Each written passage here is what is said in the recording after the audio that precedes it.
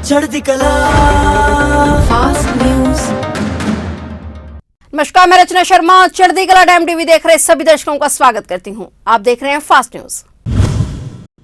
प्रधानमंत्री नरेंद्र मोदी आज यानी 26 दिसंबर को दिल्ली के मेजर ध्यानचंद राष्ट्रीय स्टेडियम में वीर बाल दिवस के अवसर पर ऐतिहासिक कार्यक्रम में हिस्सा लेने पहुंचे। पीएम नरेंद्र मोदी आज लगभग 300 बाल कीर्तनियों द्वारा किए जाने वाले शब्द कीर्तन में शामिल हुए और लगभग 3000 बच्चों द्वारा किए जाने वाले मार्च पास्ट को हरी झंडी दिखाने का काम कर रहे हैं। बता दें कि सरकार नागरिकों को विशेष रूप से छोटे बच्चों को सिखों के अंतिम गुरु श्री गुरु गोविंद सिंह जी के पुत्रों के अनुकरणीय साहस की कहानी के बारे में बताने के लिए पूरे देश में संवादात्मक और सहभागी कार्यक्रम आयोजित कर रहे हैं, जिन्होंने अपनी आस्था की रक्षा के लिए प्राण न्यौछावर कर दिए थे। उत्तर प्रदेश के मुख्यमंत्री योगी आदित्यनाथ ने आज सोमवार को श्री गुरु गोविंद सिंह जी के पुत्रों के बलिदान को नमन करते हुए कहा कि यह युगों युगों तक हमें प्रेरणा प्रदान करेगा। उन्होंने महान क्रांतिकारी सरदार उधम सिंह जी को भी अपनी श्रद्धांजलि अर्पित की। मुख्यमंत्री योगी ने सोमवार को ट्वीट कर कहा कि वीर बाल दिवस पर श्री गुरु गोविंद सिंह जी महाराज के साहिबजादों के बलिदान को कोटि कोटि नमन। आगे उन्होंने कहा कि साहिबजादों का पावन बलिदान युगों युगों तक राष्ट्र और धर्म की रक्षा के लिए हम सभी को प्रेरणा प्रदान करेगा। एक अन्य ट्वीट में योगी ने कहा कि मां भारती की सेवा में अपना सर्वोच्च बलिदान देने वाले महान क्रांतिकारी सरदार उधम सिंह की जयंती पर उन्हें विनम्र श्रद्धांजलि। उन्होंने कहा कि उनका संघर्षशील, त्यागमय व ध्येय निष्ठ जीवन राष्ट्र सेवा का दिव्य प्रतिमान है। अमेरिका में बर्फीले तूफान से कम 38 लोगों की मौत हो गई है, जबकि कई जगह पर बर्फबारी में लोगों के फंसे होने से मृतकों की संख्या बढ़ने की आशंका है। बिजली आपूर्ति बाधित होने से कई इलाकों में घरों और व्यावसायिक प्रतिष्ठानों की बत्ती गुल हो गई। घरों व वाहनों पर बर्फ की मोटी परत बिछ गई है। तेज हवाओं की वजह से कई जगह पर पेड़ गिर गए और बिजली की तारों को भी नुकसान पहुंचा है। वहीं करीब 1707 घरेलू और अंतर्राष्ट्रीय उड़ानें रद्द की गयी।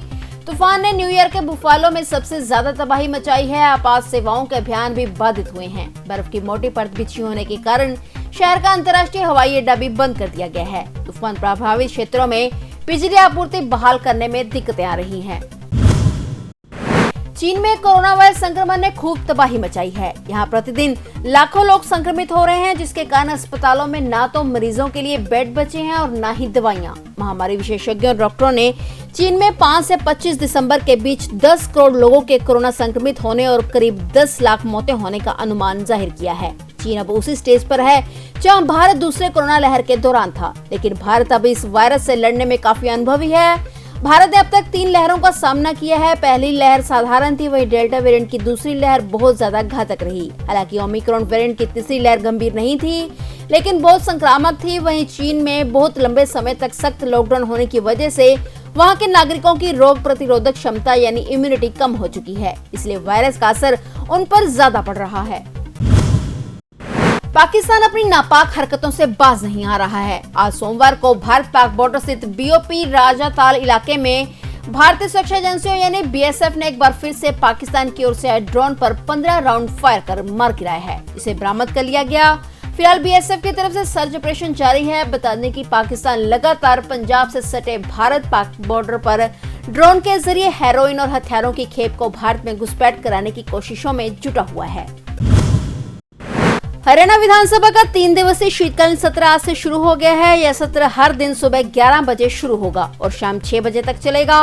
3 दिनों तक चलने वाले सत्र में कुल 60 सवाल पूछे जाएंगे। माना जा रहा है कि विपक्ष द्वारा बॉन्ड पॉलिसी के साथ ही टूटी सड़कों में जहरीली शराब का मुद्दा जोरों शोरों से उठाया जाएगा। बता दें कि हरियाणा में 3 दिन तक रही भारत जोड़ो यात्रा के दौरान भी प्रदेश की सड़कों की बदहाल स्थिति और बिजली पानी को लेकर भी कांग्रेस नेता सरकार पर हमलावर दिखाई दिए थे। वहीं प्रदेश सरकार के मंत्रियों ने भी विपक्ष के सवालों का सामना करने की पूरी तैयारी कर ली है। 3 दिन चलने वाले सत्र में 3 विधेयक भी पेश किए जाएंगे। इनमें हरियाणा नगर पालिका कर विधि मान्यकरण निरसन विधेयक 2022, हरियाणा नगरीय अचल संपत्ति कर सूची विधि मान्यकरण निरसन विधेयक 2022 और हरियाणा लघु नगर कर विधि मान्यकरण निरसन विधेयक 2022 शामिल है।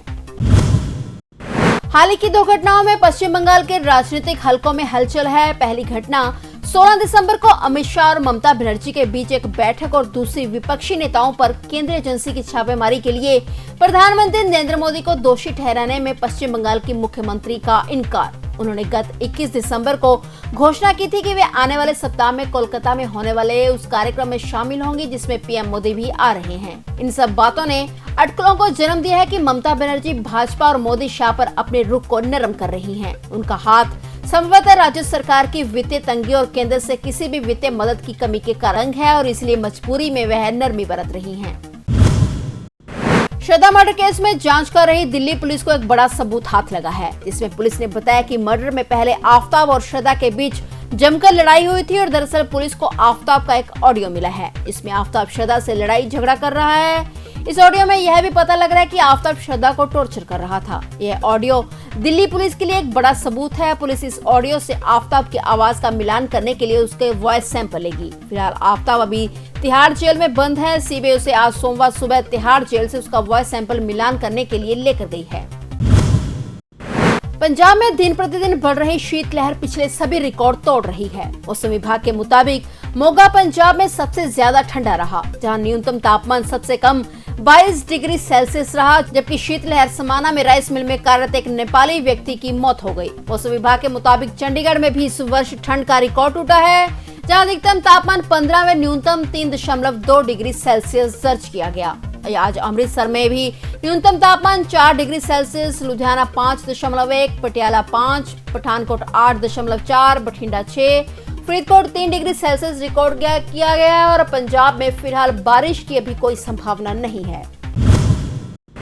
राजपुरा के भोगला रोड पर लंगर बना रही महिलाओं को बेकाबू कार ने कुचल दिया। इससे एक महिला की मौत हो गई और 3 महिलाएं मामूली घायल हो गई। भोगला रोड पर स्थित पंजाब एनक्लेव के नजदीक संगत द्वारा शहीदी जोड़ मेले को समर्पित लंगर लगाया गया था। वहां महिलाएं एक तरफ आग वाले चूल्हे पर रोटियां बना रही थी कि अचानक एक बेकाबू कार इन महिलाओं पर जा चढ़े, जिससे विकास नगर निवासी महिला हंसो की मौत हो गई, जबकि 3 महिलाएं घायल हो गई। बताया जा रहा है कि उक्त कार को एक महिला चला रही थी और इस संबंधी फोन से संपर्क करने पर खेड़ी गंडिया की एसएचओ मनप्रीत कौर ने बताया कि बयान के आधार पर अगली कार्रवाई की जाएगी। फिलहाल फास्ट न्यूज में इतना ही और नए समाचारों के साथ फिर से हाजिर होंगे। तब तक के लिए देखते रहिए चढ़ती कला टाइम टीवी।